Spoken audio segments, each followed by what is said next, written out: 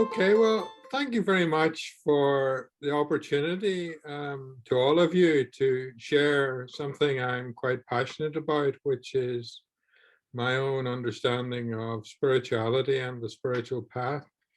My name is Wallace Huey, and I operate out of Rathfarnham in Dublin. I operate from home, but I have a small team of facilitators I work with as well who facilitate what I do. So some of you may be wondering, I'm a spiritual teacher, and some of you may be wondering, what is a spiritual teacher?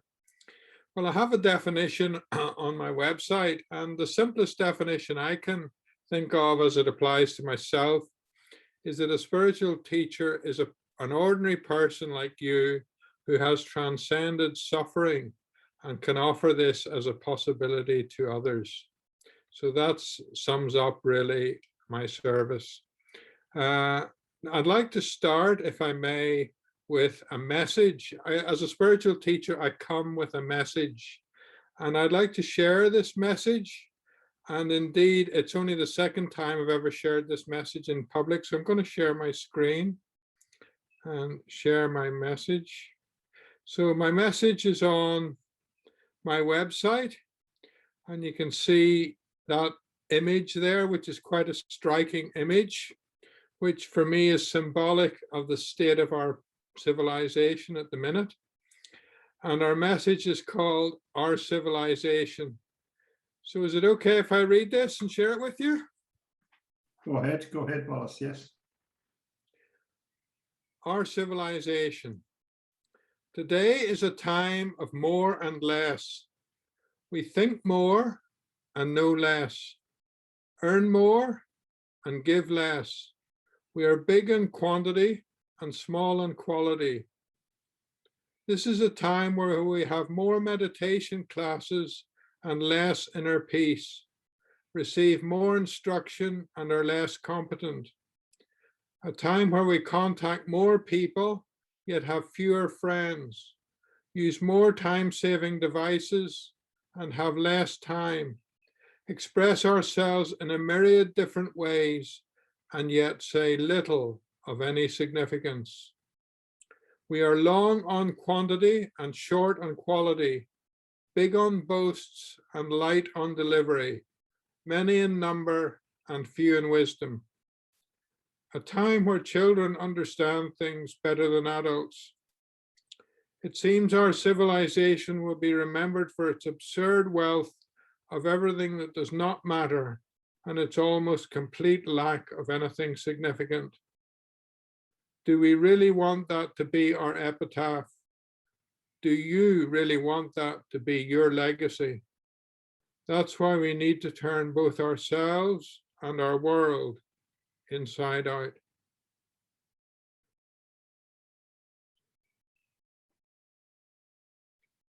And I'd like to throw that open just for a few comments before I go on. Very poignant, Wallace. Absolutely spot on, I feel personally. You have a gift with the translation of words, really strong. Thank you. I resonate and relate to that entirely. It very much shows how our world is inverted and backwards. And the paradoxes of our life when we feel we never had it so good. I've been feeling for decades that we talk about, we sometimes say, oh, this is 2021, as if we had made progress over the last 10 and 20 and 40 years. I suggest that in many ways we've gone backwards in those decades and those centuries. So I very much align with that poem, Wallace. Thank you very much. And I have devised this service directly to address that situation on the planet today. And it has three components. One is a vision, which can be applied locally, about community building using a local currency, which stimulates the economy in a state of houses. I have a prototype going here where I live, so people can trade locally where they live. The Chrysalis, which is a group that meets once a week for people to support each other and to help each other in their personal and spiritual development. And the Chrysalists use the resources on the spiritual path that I've developed. And I'd like to share the spiritual path with you now, okay? So this is the spiritual path.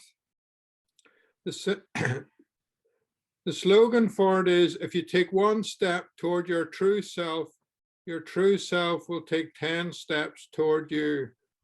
And I've always found this true in my life, that if I make conscious steps toward my true and authentic self, it comes towards me at a much faster rate. And the symbol for the spiritual path is the maze, because when we come into spirituality, at the start, we don't know why we're there. We don't know what direction to go in. We don't know why we're going. Just like a maze, all we know is there's something incredible at the center of the maze, and we've got to find our way through. And that's where a spiritual teacher can really help. So I just have that there by way of reassurance for you around spiritual teachers who are true and authentic.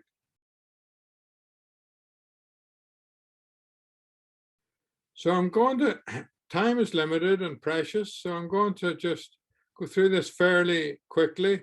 Should give you an overview of the path, first of all, and then look at one element of it in more detail. So it has 6 components as introduced. It has an introduction. It has, and that's for people that don't know what spirituality is and how a spiritual path works. Before awakening, this is the part of the path that prepares you for a spiritual awakening. And I say that having an awakening on the spiritual path is not guaranteed. I say it's like being a farmer. So you clear the land of weeds and you plant seed and the rain comes and you look after everything properly. And if you should get a harvest, but there's no guarantee because it's with the consent of the divine, of course, whether you have a spiritual awakening or not. And this during awakening phase, that's when you are helped through the whole awakening process, which is quite a major experience and a very good one, but challenging one too. After awakening, that's when you align with your true and authentic self. Sometimes it involves rearranging part of your life, depending on how much you were aligned with your true and authentic self before the awakening. So it's very important that the before awakening stage is done thoroughly, and then the awakening will be smoother and the transition will be easier because you'll be more aligned with your true and authentic self before you awaken, so that after you awaken, that alignment will be very close. And then finally, enlightenment itself. And I've just said here, there's no adequate words to explain this final part of the journey because it's actually beyond words, it has to be experienced. And then there's a vision, which I'll come to at the very end of my talk, which is the vision you can have for yourself on the spiritual path as you progress through it. And the part I'd like to introduce to you today is before awakening, because that's probably where most of you are. I don't know you very well, I'm guessing here, but anyway, it's the part that I think will interest you the most. So let's look at that. So the path consists of various resources supported by the Chrysalis group and your experiences there. So here it consists of articles, first of all, and these articles are unusual and they're written from higher awareness. There wouldn't be a typical personal development article. So there's an article here, How Spiritual Awakening Ends Loneliness. And the ego loves a challenge, you know. That comes with a companion article, The True Self Loves Presence. And then on the before awakening part of the journey, there's a big emphasis on inner guidance. And I'll come to that in some of the other resources.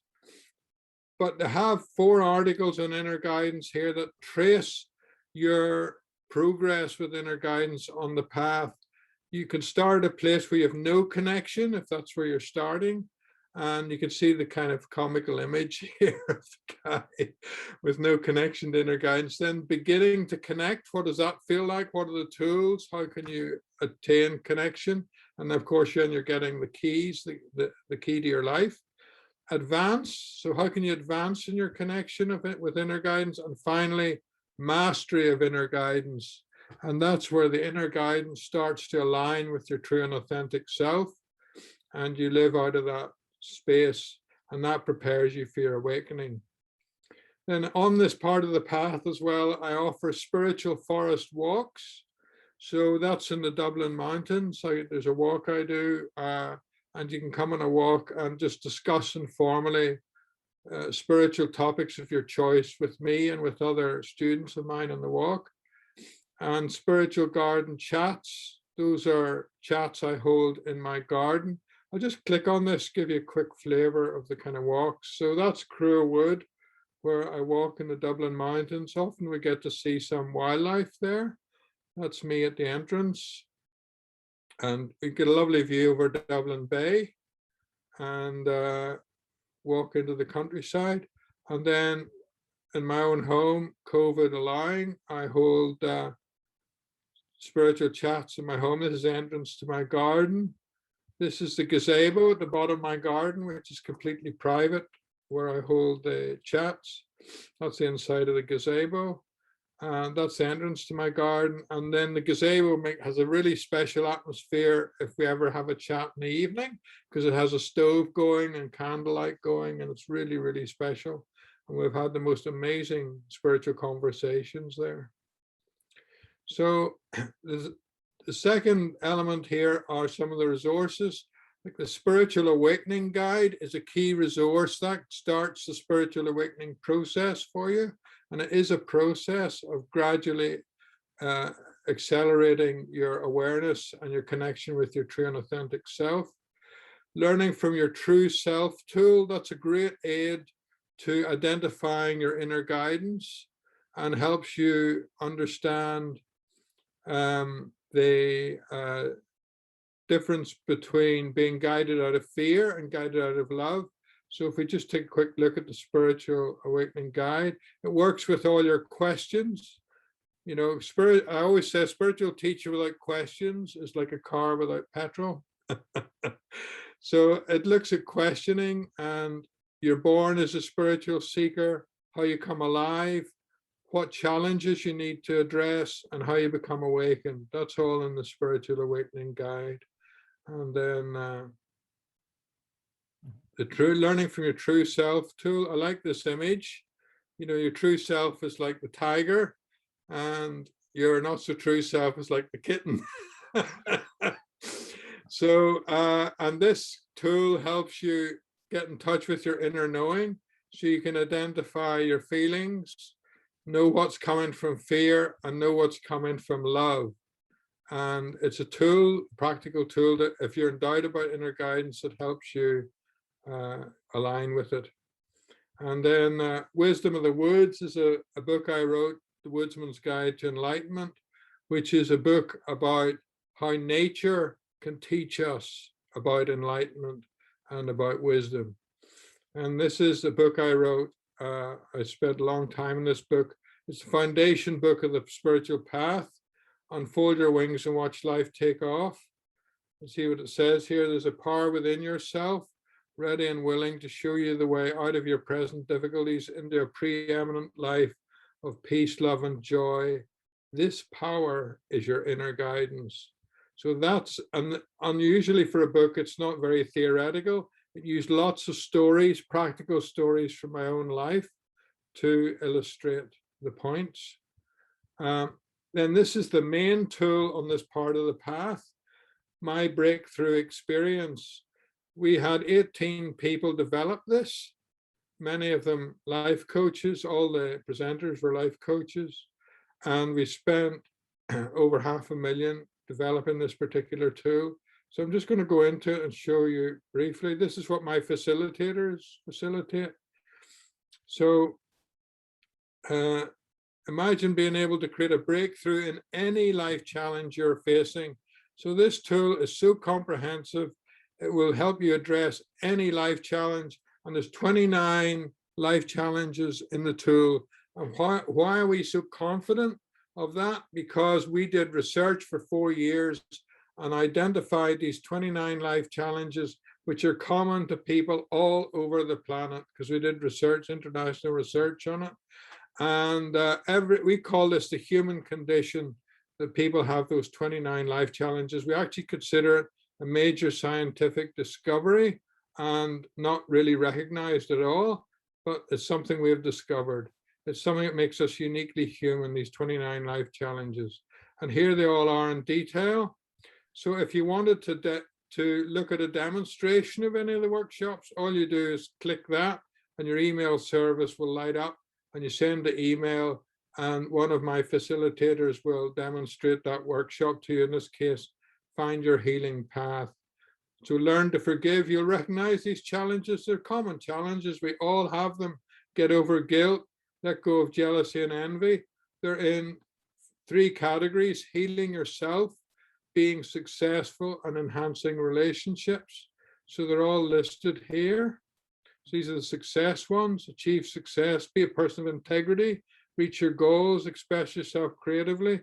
And we've actually run these workshops in companies, global companies like Semantic, where we ran our workshop on listening and got very good feedback. So what I'm going to do is invite Seamus. Hello, Seamus. Hi, Wallace. Yeah. Seamus leads the team of facilitators in our training here. So I'm going to invite Seamus to talk about his experience of facilitating our training. Yeah, I'll just be very brief. I mean, to say, Wallace, that's a good overview of the structure of the workshops and the detail and the scope of everything that's covered. For me, the strength of the workshops is in the power of the content and the structure, and they're very consistently structured with an introduction, a video introduction from professional health and well-being coaches. For me, the facilitating these workshops has been pretty straightforward, honestly, because the strength of the workshops is in the content and the questions that are posed to participants on their own life experience and their own journey. And that's why the training kind of resonated so strongly with me, and the workshops resonated so strongly with me, because, you know, a whole philosophy of Powering Health and what I'm doing in Powering Health is around the individual journey, the individual story. And that's what the workshops do so well, is that they ask very relevant questions that draw out from each individual participant their own specific journey, their own details of their own journey. And that's what the power of the content is. And the facilitator really has a pretty easy job, in that they just need to be a very good listener. And there's one workshop actually to help facilitators improve their listening skills. And that, for me, is the power of the workshop, is an attentive listener who encourages the participant to reflect as deeply as they possibly can on the questions that are posed throughout the workshop. Mm-hmm. And then to like any good facilitator, to probe and be alert and aware of when there might be something else that might not be shared by the participant, and to encourage them to share more. And I guess there's been 1 or 2 examples of people who've gone through the workshops that I'll maybe refer to briefly. And probably the most impactful workshop I've working with people and maybe the deepest and most challenging for participants is Finding Your Healing Path, because it really encourages participants at the level that they're comfortable to go as deeply as they wish, or as they're able to, around what may be holding them back. And, you know, I think that there's really great power in that workshop. And the beauty of the workshops is that it runs on the pace of the client. So most of the workshops are structured over 1.5 hours to 2 hours in length, but that can be extended very easily on the pace and how quickly an individual wants to actually, and is prepared and able to answer and respond to those questions. And it's very, very configurable, let's say, or customizable to the learning pace and how quickly or not a participant may want to run through a workshop. So they're fantastic workshops, from the content, from the strength of the workshops, the questions and how it probes each individual, to offering the flexibility of how quickly or not a person will be able to actually work through those workshops. So I think that the healing path is probably the deepest and the most challenging one, and probably one of the most common workshops that we've been working with people is around finding a life purpose and going back to inner guidance, and people really not trusting or understanding how to trust their inner guidance and what is inner guidance. And that is really probed through the workshop as well, of finding your life purpose and building and understanding what inner guidance is, how to trust your inner guidance. And then, you know, really once you've learned that and understood that better, then helping people to really figure out, well, as Wallace has just described, who really am I? What is my purpose? And really getting confidence in reading the signals of, you know, what your true purpose is from your own emotions, your own body and what it's telling you, and just developing confidence in that, I guess. So again, I could go on all night about the workshops. They're probably just, you know, I've covered the strength of what I believe are the strengths of the workshops, the structure, client-centric, client-focused, and really that each individual participant gets as much as they can. By putting as much of themselves into the workshop, they'll get more and more out of the workshop. So what you put in is really what you get out as well, and that's another real strength of the workshops. So I'm not sure if there's any questions people have. I'd be delighted to answer them here and now, or connect afterwards, either with myself or Wallace, you know. But it's a really has been a really positive experience for the people we've worked with. So Wallace, I'm not sure if there's anything else you wanted to add. Well, what I would do is just finish this section of the spiritual path, and then ask for quite a few questions at the very end. Is that okay, Seamus? And that include questions of what you've just said. So I'm going to share my screen again, and then so this is the workshop. So that's the workshops that Seamus has been facilitating. So some other resources here in this part of the Before Awakening spiritual path section of spiritual path, picture quotes. They're really good for as discussion items, you know. Like there's one there, just a cover quote. They're great for discovering yourself through discussion, and the actual, not only are the workshops facilitated, but the spiritual path is as well. Here are videos, which I've done. This is a video on the principle of minimum effort, another one on the law of attraction, and so on. So there's different videos there that you can work with. And then you can actually apply, pardon me, you can apply to become a facilitator yourself of the spiritual path. If once you've started and done a bit of training, you can be a facilitator yourself. The actual spiritual path facilitation is done as a public service with my supervision, but you gain from it because you learn from all that you're facilitating people on. And then the actual my breakthrough experience workshops that I was showing you a moment ago, you can be a facilitator in there, and you get paid for that as well. You get paid for facilitating them because we charge for them, you see. So then finally it ends on our vision, which is this community currency vision where people work together and create little businesses for themselves where they live and trade with one another. And that's where you can actually put into practice all your learning on the spiritual path in your local community and all the challenges that you get there, and you can put that into practice.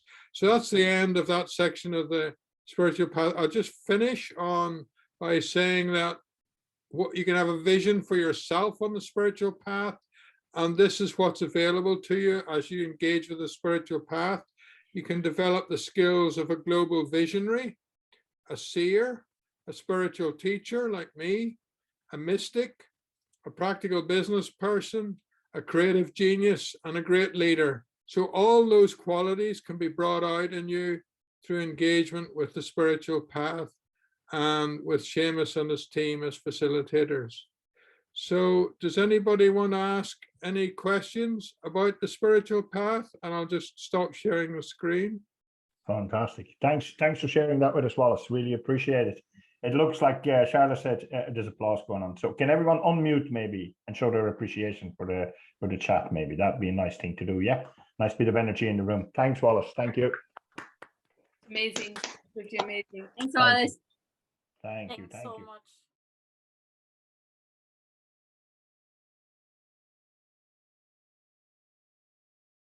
Done for so long with everyone. Now, does anyone have any questions? Raise your hand if you can. Hans. So I put something in the chat. Wallace, your pictures with those wonderful poems that you write, are they copyrighted, or can we share them if we reference? No, you can share them. Yeah, absolutely. That poem is on the homepage of my site, wallacehuey.com. So if you just simply share wallacehuey.com, that's where that particular poem is located. And then I have another facility at the bottom of every page of my website. I have a thing called Presents for Friends, and you just click that and you get access to all my main poems, beautifully illustrated, and you can put them in emails or documents or whatever you want. There's no copyright on any of them.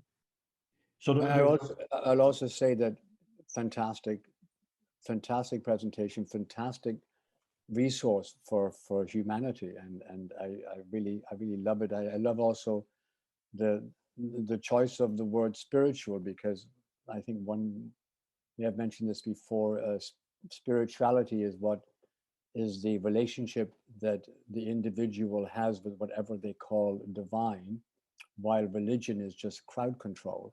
And I think we're all sort of, you know, inundated by crowd control. So I really love it. One other question. So was there a specific event that people need to experience to get an awakening? Because, you know, no pain, no gain? Well, there's two ways of getting an awakening. One is to do some of the exercises advertised on the internet, which I wouldn't recommend, actually. And I'll tell you why. I'm not trying to demean them or say they don't work or anything like that. But if it happens naturally, that's the point. If you work on yourself, if you work on your personal development, if you work on your spirituality, if you come into your true and authentic self more and more at the right time, it's more likely you'll awaken at the right time. And then the life before awakening and the life after awakening. After awakening, you see transition to your true and authentic self. It's a change of consciousness, but that transition won't be so drastic as if you awaken at an inappropriate time. And then your whole life will have to change so much and so fast that it's very, very challenging. Whereas if you awaken at the right time, it's still challenging, but it's very doable, you know? Absolutely. Thank you. Thanks, Hans, for asking the question. Yeah, it can have certain effects on that. I remember going through several stages, probably not of the same process as you, but of a similar awakening process. And making decisions that in hindsight were either brave or foolish or both at the same time. Do you know, that kind of way? Where I quit a job and went to €0 a week because I just couldn't stick and work for anybody else anymore. Do you know, that kind of way? So it's all part of that process. So the fact that you have such a comprehensive process in place, I think, is really going to be helpful for people. Anybody else, any questions? Camilla. I would love to thank you so much, Wallace, for this presentation. Something what really resonated with me is the minimum effort rule, and this is so important, and especially in the world where we're so conditioned to strive and, you know, put a lot of effort and work hard and everything, and it's like this is so counterintuitive and counterproductive, and it's really like coming to this idea of presence, you know, so you are just present. And then life happens, you know, because you are present. And it's like, no, you don't have to run after this. You don't have to work. But I guess, you know, like, and sometimes I feel like this concept is so revolutionary, you know, like for a lot of people. And especially if you're living your life striving. And I've done that. I mastered the skill of striving like so well before I realized that, okay, like my body breaks, everything breaks. And it's like, hello, okay, there is another way. But it's, so in a way, like I've learned this principle hard way, but I love it, you know, and it's like practicing it. It's beautiful. Yeah, when you once you're awakened and you come into 100% alignment with your true and authentic self, you cannot do other than do everything through minimum effort, because your whole body will rebel if you put effort into anything. Your mind will not be able to think about things that you're not vitally interested in, never mind do them. So your whole life reorientates itself around your core competency, your core passion, and everything else is not part of your agenda. And that means that you can live a life without effort because it's completely aligned to who you are. And in the fourth stage of the spiritual path, there's a very good ebook I've written called The Knack of Effortless Living. And it's for post-awakening and how to make the most of your true and authentic self to live in a way which is truly effortless. Like, for example, that whole spiritual path you saw was created in under a year. I did it without, I didn't even intend to create a spiritual path. I didn't set out with the idea of creating a spiritual path. I didn't dream of creating a spiritual path. I was just playing, fiddling. And then one day I woke up and said, wow, this is a spiritual path. My book was exactly the same. You know, that's how you can live your life, like nature, like an animal does. You know, an animal, a fox doesn't get up in the day and say, you know, what's for today? You know, it just lives its life. And this is what we've got to get back to. This is the only solution to the ruination of this planet, to come back to my first poem, the only solution. Absolutely. We hear you, Wallace. You No, are so switched on to it. Yeah. Another question. Sorry, are you familiar with the work of Walt Whitman? Your walking in the woods sort of reminded me of Walt Whitman and then David Henry Thoreau, who sort of went into the woods for many, many years and followed his true and authentic self. Are you familiar with that? I know the name Walt Whitman, but I've never read any of his books. I'm not a big reader of books. Actually, everything that comes to me comes from within myself. I don't study stuff, you know. It's all internally generated. But the book that I wrote, The Wisdom of the Woods, uses nature to put across what enlightenment is. And it does it by, it tells the story of a woodsman who was taken terminally ill. And it's a fictional story, but based in a real life location. And he lived on the edge of the woods in a cottage, and he was a woodsman in a curative community, a community of people who cared about the physically handicapped. And he was ignored by the community all his life. They just thought a simple man who lived and worked in the woods. And when he was taken terminally ill, the various members of the community went to, you know, comfort him. But every single person that visited him in his house on his deathbed, he turned the tables on them and he challenged them to live differently and to see life differently, the way nature works. And then when he eventually dies, something incredible happens to the community. And I'm not going to tell you what that is because it'll ruin the end of the book, but I wrote the book to put that message across. Fantastic. Great stuff. I think Donald had a question for you, Wallace, as well. Oh, I was going to make a comment, Wallace, after you mentioned about the fox not setting an agenda.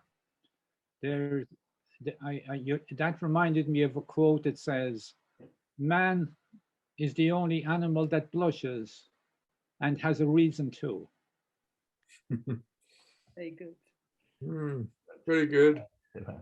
So everything you shared today, that's wonderful, Donald, thanks. Everything you shared today, Wallace, came from your website, wallacehuey.com, correct? Yes, Wallace, I have my contact details in the chat there. I'll Mhm. put the I'll just put them in at the end of the chat so that they're Oh, fantastic. Thank you for doing this. Excellent. Anybody else? Everyone? Everyone's good. Jennifer, go on.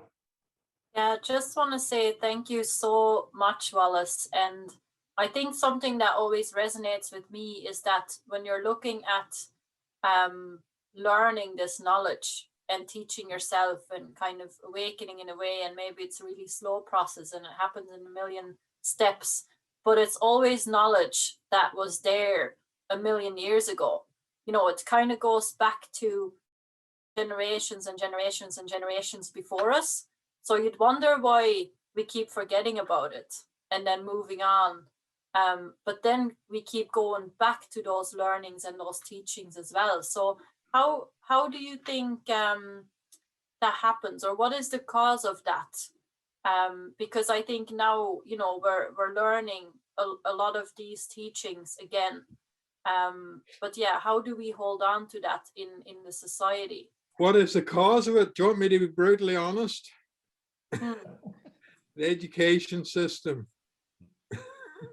Because it indoctrinates people, it abuses young people, it puts striving into people, it makes people unnatural. You know, and do you know something, in my experience working with people, the educated find it far harder to have inner peace. One of the things people get from the deconditioning on our training is to come eventually to a place of hope, and we can measure this, called unshakable inner peace. Mm-hmm. That's the only inner peace that actually counts. It's when it's unshakable. And what the education system does is it takes people away from that natural experience of themselves and of life. Mm-hmm. And it does a great job. The education system confuses memory with intelligence. Our intelligence is innate, intuitive, creative, inventive, infinitely brilliant. And our memory, which is what we're educated in to remember loads and loads of stuff, is limited, rigid, and doesn't really work for us, because we end up with a mind set, and a mind that's set is like concrete, whereas a mind that is free can solve any problem and do it effortlessly, like I was saying, you know. Wonderful. Wonderful. Yeah, On that I note, agree, actually, sorry. Wallace. I think, sorry, Patrick, No, work away. I want to respond to that, saying that I'm so passionate about bringing things in at a really early age, because I feel like even in my life now, I still have so much to go. But if I would have known stuff that I know now before studying or before I chose path, you know, there's so much more I could have done already. And you see a lot of people kind of waking up at a really late stage, where if you could give those teachings to your kids. So this is something that I feel like I'm just absorbing everything I can. So when I have kids, I can at least pass that on, and maybe try to avoid passing on all the conditioning, you know. But it's sorry, did I drop out there? No, you're still on. Yeah. Oh, I just was gonna say that it's challenging to do that when you have an education system and a society all around you having an influence, you know. So it's just making sure that you plant the seeds and they actually grow into something later on. You just have to trust that process, I suppose. 100%. I was reading an article earlier on a Belgian website by chance, which stated there is a football match tonight on TV where two teams are playing each other in a game of football played. I don't actually know where it's played. And the total worth in inverted commas of the 22 people on the pitch is 1.2 billion euro. Just resonate with that. That's 1.2 billion euro, right, for 22 human beings. So Wallace, what you offer in contrast to that is priceless. That's all I wanted to say. So that's well, thank you very much. for that comment. And actually, that's exactly the word I use to describe the value of what we have, because it is priceless and it's a ready-made curriculum for anyone, organization or otherwise, that want to take it up to transform their organization, their people and themselves. It's ready-made. Excellent. Thanks, Wallace. Breda, I saw you raise your hand. Breda. Sorry, I just half saw a comment there from Charlotte. I think it was Charlotte with regard to her daughter and challenges. But Wallace, do you take do you believe in reincarnation, past lives, and how that influences our path in this particular life? I would answer that this way. I kind of believe stuff of which I have had a personal experience, and I can stand over from that personal experience. All that I've introduced you today is introduced out of my own personal life experience, which you can read on the website if you want to. I have no experience of reincarnation other than that of a healer who helped me shift some past karma. But I'm not a spiritual teacher in the sense of being psychic, you know? So I don't really comment on things that are beyond my personal experience. And I think to believe something when you don't really know it for yourself is simply misguided, you know? How can you stand over it? I know, I suppose the only reason I bring it up is that with regard to learning, I would believe that there is a time and a right time, and that, you know, that we choose certain circumstances in certain lifetimes. So while, you know, Jennifer was speaking about, you know, that she, you know, why can't we just learn everything? It'd be great if we could just take it all in when we're younger, and then have that to pass on to our children. And I think Charlotte mentioned something similar. But there are challenges there for a very good reason.